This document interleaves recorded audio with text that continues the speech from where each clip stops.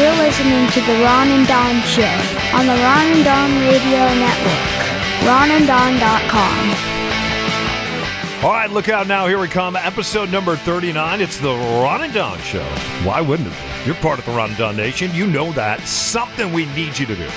We need you to do this. We need you to hit the subscribe button. Ron, where's the subscribe button? Yeah, it's different. Why do we need everyone in the Ron and Don Nation, boom, to hit that thing? Yeah, it's on whatever podcast player you've got. I hope people are not listening on the browser still on their phone, but most people are on Apple Podcast. It's the kind of pinkish purple button. But when you find Ron and Don Radio, hit the subscribe button, and then we're going to show up in your feed, and you can see us every single week in and week out. And you just open that app, it'll pop right up for you. If you're on Spotify, if you're on Stitcher, if you're on Anchor.fm, which is the host of the show, you hit that subscribe button and any sort of notification thing. That's the thing that will help us as I'm sort of trying to figure out the digital universe. That's one of the big metrics that they have that lets the apps know that you are part of the Ron and Don Nation. Yeah, our thanks to Les Schwab. Of course, we're broadcasting live from the Les Schwab studios. They heard your plea. Now you have three episodes of the Ron and Don Show each and every week. Do we have to have this many tires stacked in the, because it's actually in my house, yeah. But like Les Schwab guys showed up in a big van. It's unbelievable. There's tires everywhere. Yeah. There's a guy that keeps running in and out. I don't know his name. His name's Rick. It says it on his shirt. He keeps running in and out of my garage. Has an American flag on his shirt. The neighbor is like, dude, Can you change my tires? Like, I don't know. I got tires in the Les Schwab studio.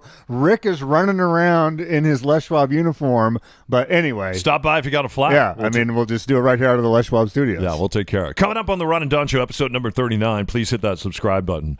We're going to talk about this. If you have a filthy mouth, if you like that F-bomb, the S-bomb, the B-bomb, all the bombs, chances are, a new study says, that you are a pretty honest person. Really? We're going to talk about that coming up. And also, we're talking about Lululemon. Every time I walk in that store, and I'm actually one of their presenters, I wear their gear. But over the years... You're a model, basically. Yeah, I am.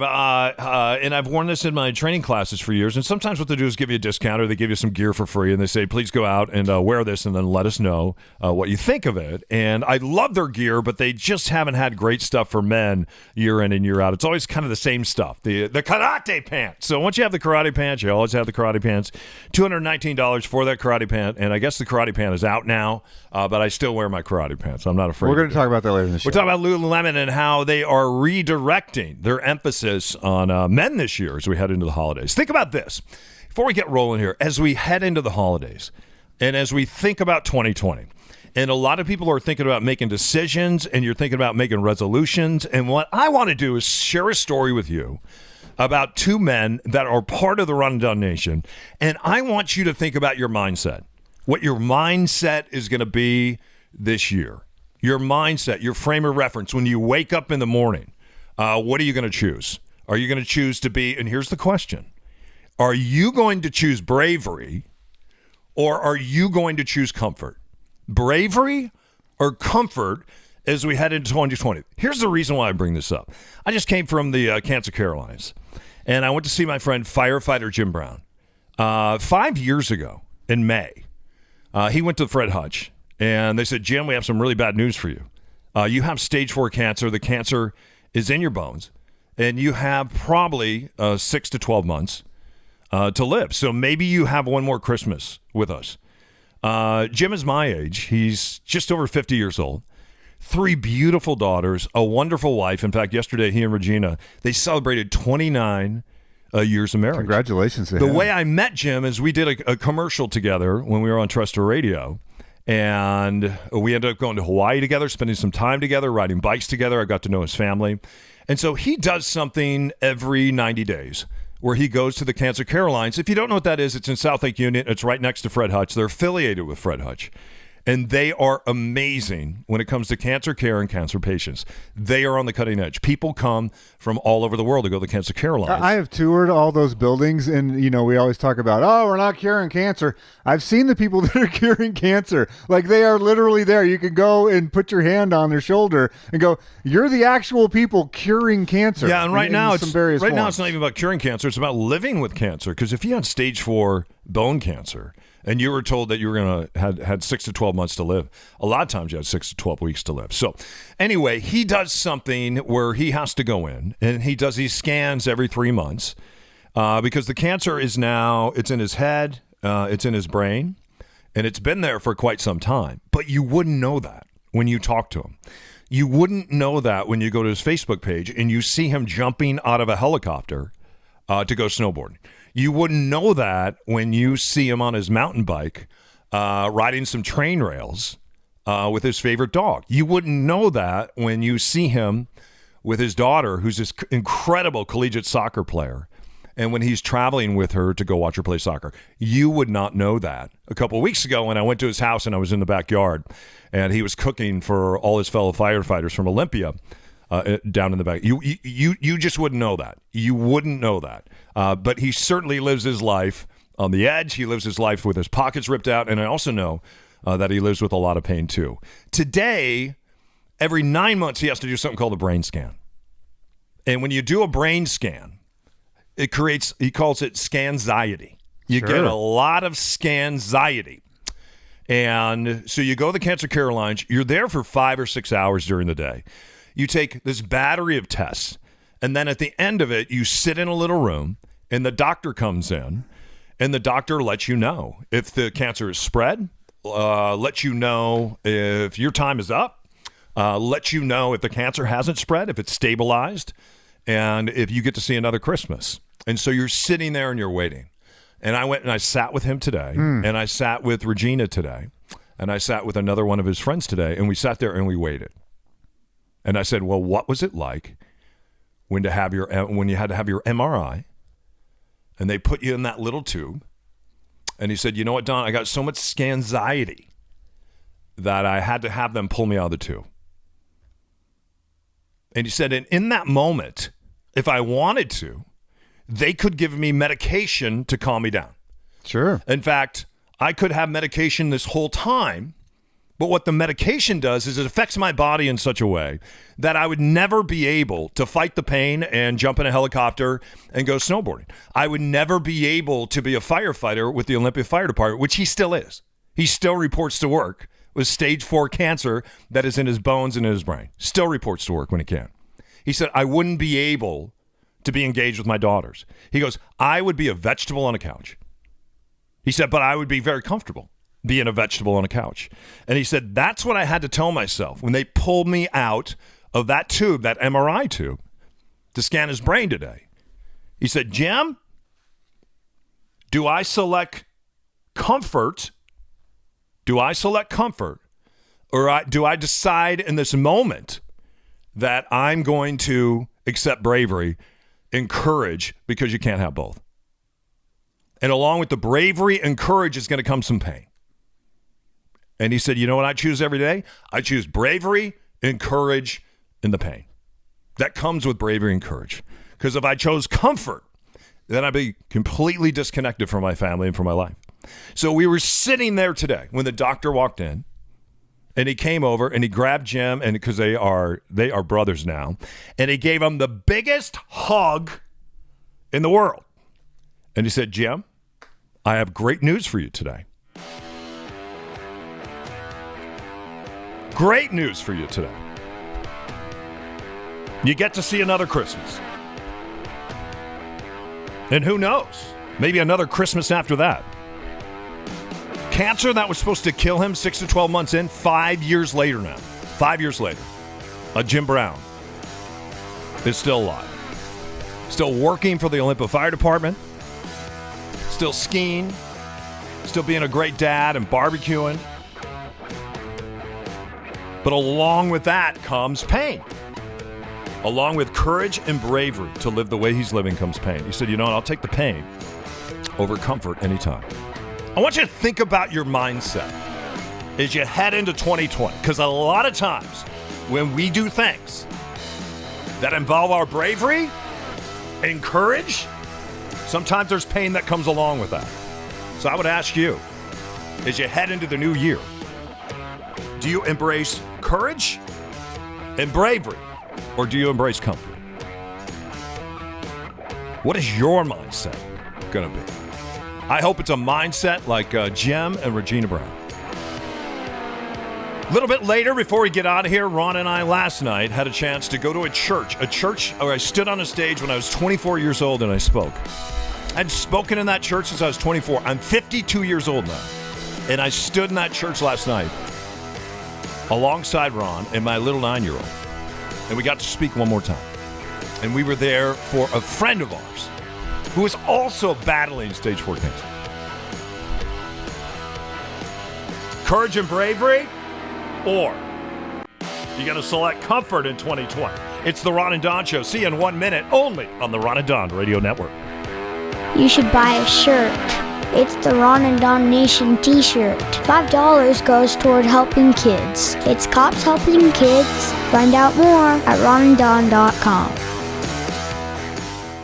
Hey, I don't know if this happened to you. It happened to me the other day. I jump in my truck. I have a 4Runner. It's rear-wheel drive, and it used to be when I had these old tires on it. In fact, the tires that came from the Toyota manufacturer, the truck would spin out all the time, and I had a hard time controlling the truck. Well, what I did is I went to Les Schwab, and they put on some brand new tires. They have their own tire line now, and I'm telling you, it has made a world of difference in the way that my truck performs. I no longer have to put it in 4-wheel drive when it gets rainy out, and I used to have to do that with the other tires. So if you're looking for some brand new tires, and you want to make sure that these tires are going to perform when it rains out or when you're heading up to the pass and all the snow and everything else, what you want to do is you want to stop by a Les Schwab Tire Center and say, hey, let me look at the custom Les Schwab tires in the Les Schwab tire line, all right?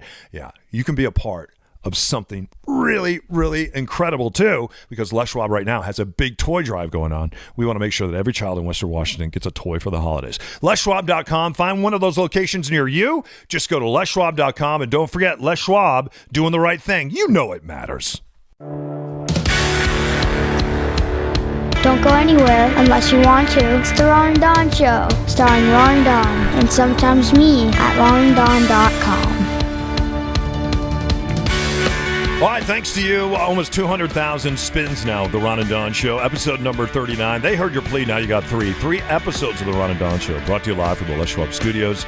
And our thanks to them, and our thanks to you for listening. If there's one thing you could do for us this holiday season, is hit the subscribe button. And right? if that's easy for you, and you know a Ron and Don Nation member that is not easy for, just grab their phone and show it to them. And what it'll do is every time there's a new episode, instead of having to find it again, it'll just send it to you. It'll be in queue, and boom, you can listen to 40 and 41 that are coming up this week too. So I'm curious, is if you trust somebody that curses, or are you suspicious of someone who curses? And I have an example. We were in a training meeting last week, and our instructor is a very respected real estate agent, and she's a little bit older than both you and I. Mm-hmm. Very put together, very, if you saw her, you would go, oh, she's probably a conservative person.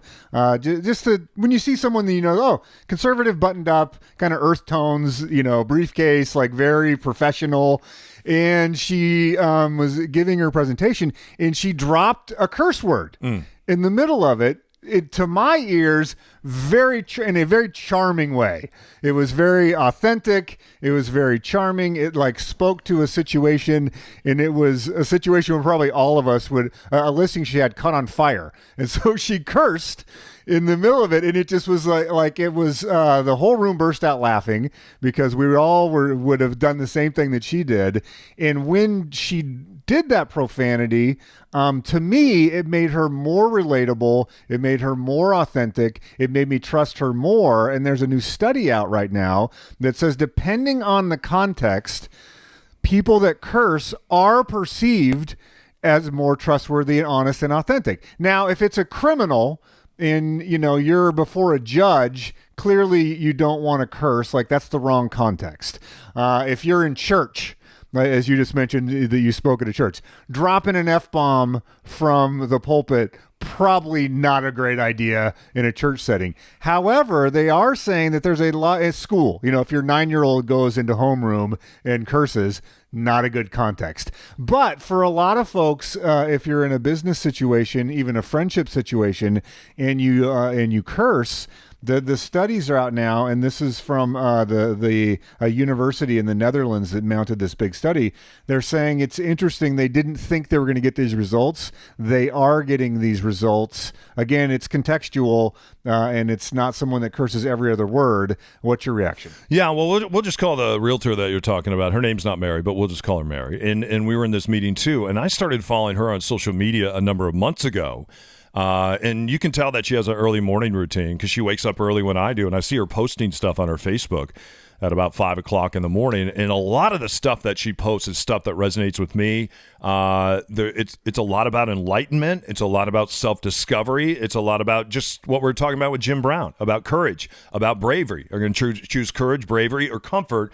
That would be something that I know would resonate with her. When I think about the people in my life, and especially the women in my life that have filthy mouths and really know how to use the B word, that know how to use the S word, that know how to use the F word, the mother F word, and then the mother of all words. When you know how to take JC, and you can take JC and do a myriad of different things with JC, I am always immediately touched and drawn to people that, and specifically women, that can cuss and express themselves like this. And I have to say, after I looked at the study and I thought about the people in my life that really, and I'm not saying every other word that comes out they're cussing like a sailor, because that's certainly not what Mary did the other day. Because we were in a meeting where she cried, where she revealed something from her heart. We were in a meeting, the sales where I think a lot of us were touching. I started to cry a little bit after she had shared something. And then boom, when she brought the F word, she brought it. And she dropped the mic when she brought it. I know, it was fantastic. And so for me, when people can do that, and it's not just a word that they're leaning on, overall, it's the right word. Overall, these are people that I have great respect for, and these are also people that typically are much smarter than I am. And what I try to do in my life is surround myself with people that are smarter than I am. And a lot of times I find that is very strong, enlightened women that know how to cuss. I don't know if we talked about it on the show, but I read it. There's another study about cussing that talks about cussing in pain, to where if you, they did this experiment. I don't know if you've ever had to put your arm or your leg into an ice bath.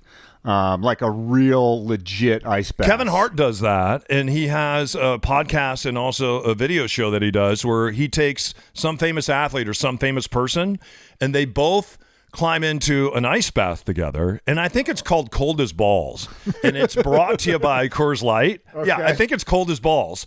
And you sit in there with him, and you both have to sit in an ice bath, and you do the interview with Kevin Hart, the comedian, while you sit in the ice bath, and it is cold as balls. So the study they did, though, so they had as cold as you can get, as cold as balls. Cold as balls. And so like they would have you and me, and the rules are keep your hand submerged in this water as long as you can. Ron, you can use you can explain or exclaim any word you want. It just can't be a curse word. So they give you a substitute for a curse word. It can be gosh, it could be dang, it could be darn. And they say, Don, light it up. Anything you would hear in the land of Mayberry with Don Knotts, you could use Aunt B, when Andy, they do Opie, this study over hundreds of people, when you are allowed to use whatever word you want and drop an F-bomb flies, those people can leave their hand in the water significantly longer than people that are not allowed to curse.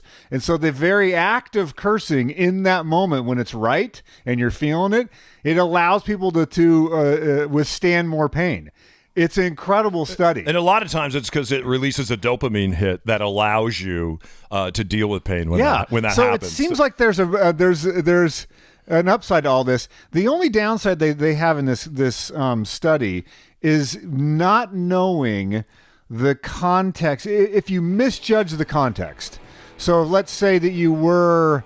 when I was at that church event last night that you talked about that we're going to get to later, the floor director, who I don't think was a member of the church, he dropped an S-bomb, and he looked at me shocked because then he realized that we were sitting in the church lobby. Yeah. Didn't bother me. Yeah, there's a band playing last night called Dr. Funk, right? And I almost said something else, and then I said over the microphone, "You have to be careful how you say Dr. Funk in a church." Right. That went out over the microphone. I was like, "Ooh, probably shouldn't have said that to the congregation." But if you misjudge the context, it can backfire on you. Yeah. But it looks like not only do you get that dopamine hit, but if you do it right, correctly and you're not overly using it, that it makes people think of you as more authentic. Yeah, what's really hard and is more honest. It's hard when you have a 9-year-old that follows you around, and when you say one of these words, he tags you and he lets you know, and he's right, and you're not supposed to say that word, but you're like, you don't know how good that F-bomb just felt, you 9-year-old. Right. Right? Yeah. Well, maybe this new study says you are supposed to say that word.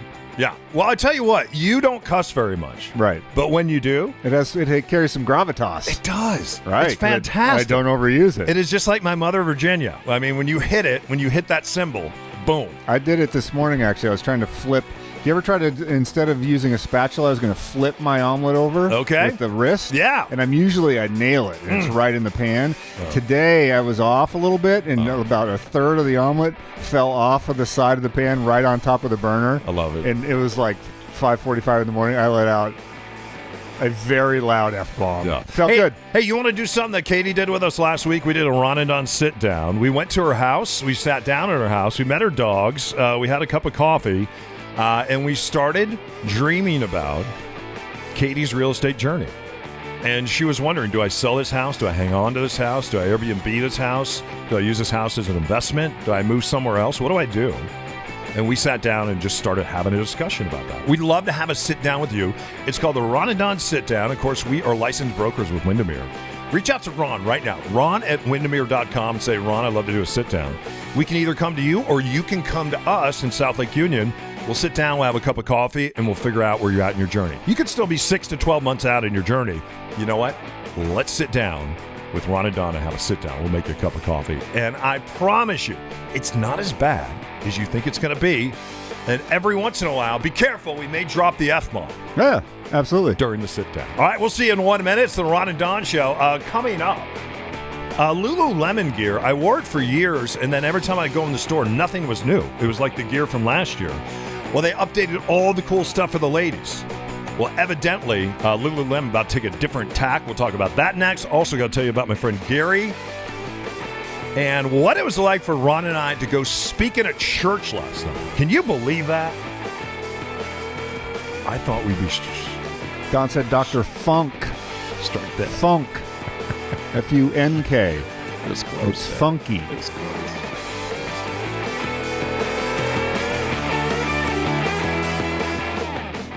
Hey, Ron and Don here for Les Schwab. Don, the other day I was driving out by Gold Bar.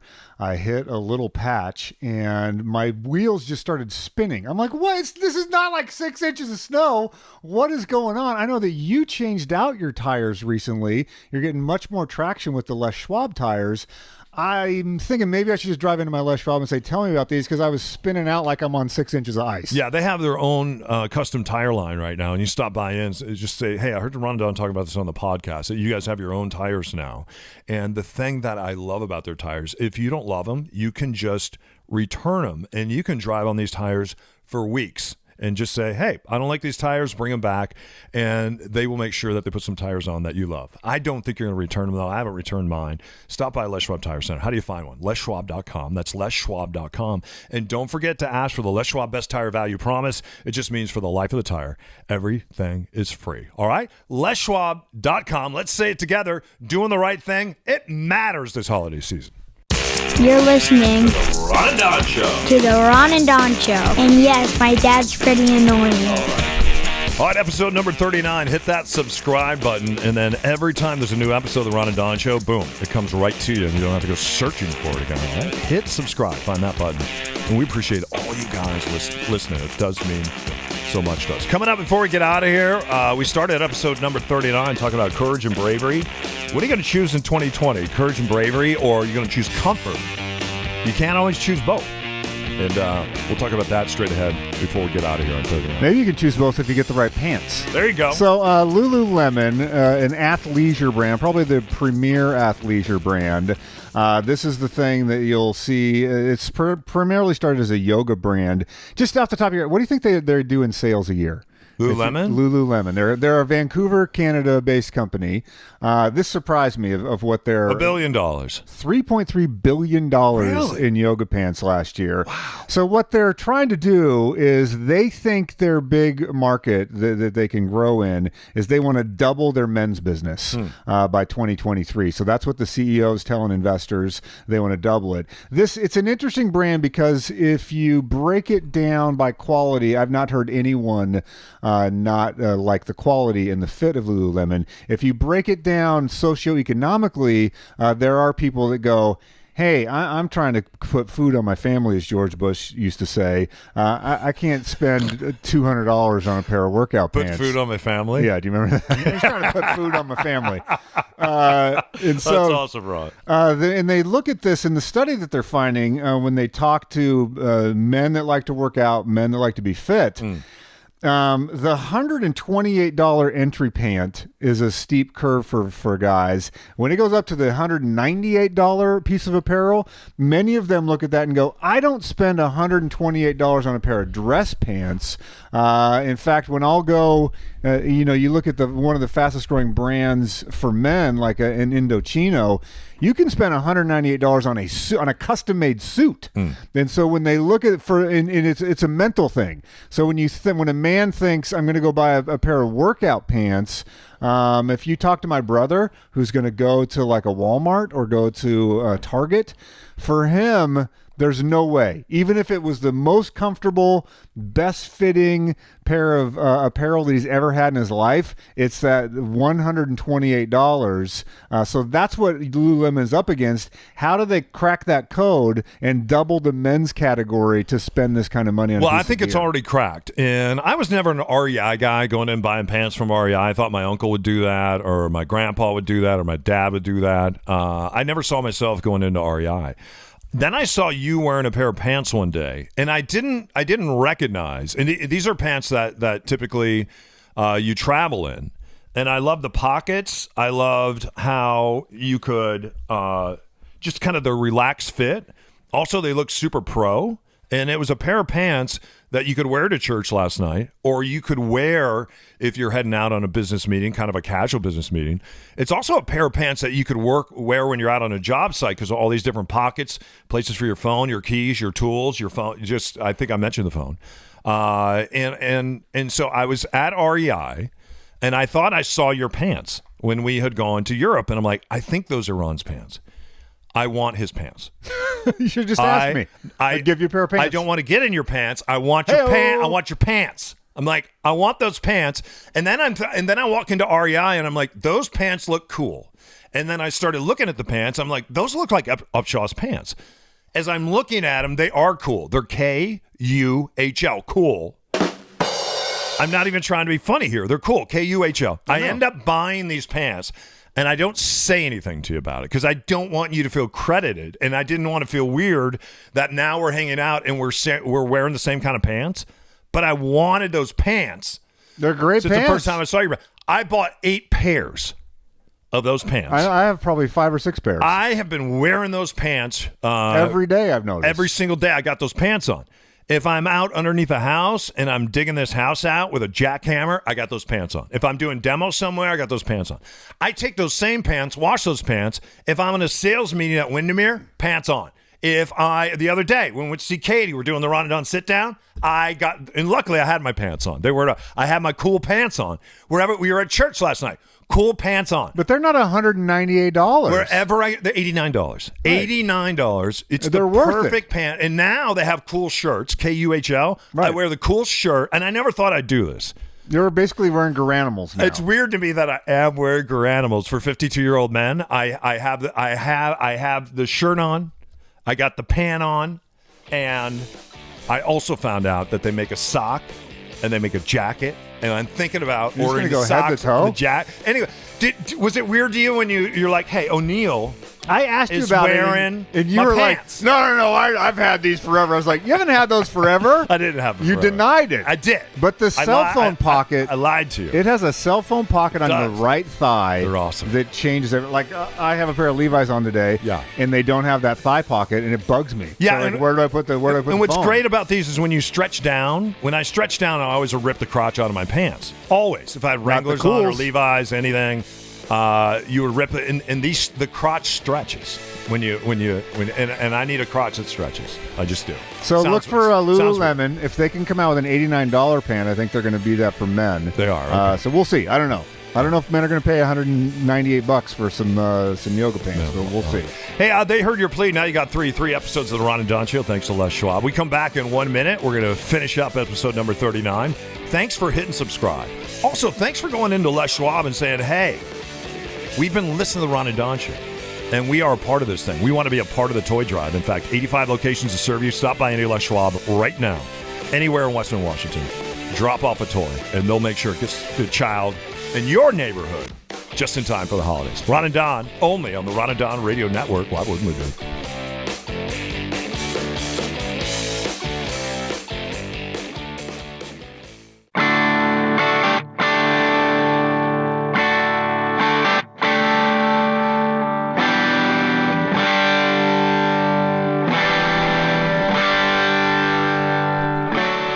All right, before we get out of here, episode number 39. As we say goodbye to 2019.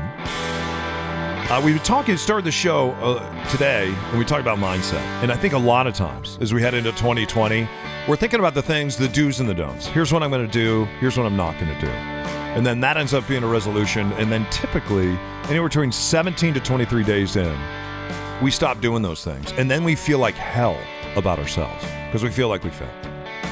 This is what I want you to think about. As we head into 2020, I want you to think about what your mindset is going to be. Not about a list of do's and don'ts. What's your mindset going to be? And I shared with you at the top that this morning I was with my friend Jim Brown, a firefighter from Olympia. And I've known Jim now for a number of years. And we went to the Cancer Care Alliance to get his brain scans.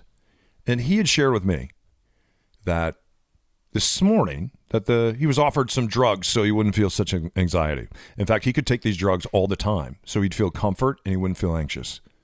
But if he took these drugs, he wouldn't be able to go and engage with his family, engage with his wife. They were out last night, 29 years of marriage. He wouldn't be able to go snowboarding. In fact, he's going to go snowboarding with my son here in a couple weeks. He wouldn't be able to do that. And he said, so you know what? I chose bravery. I choose courage instead of comfort. And along with the bravery and courage comes pain, physical pain, sometimes mental and emotional pain.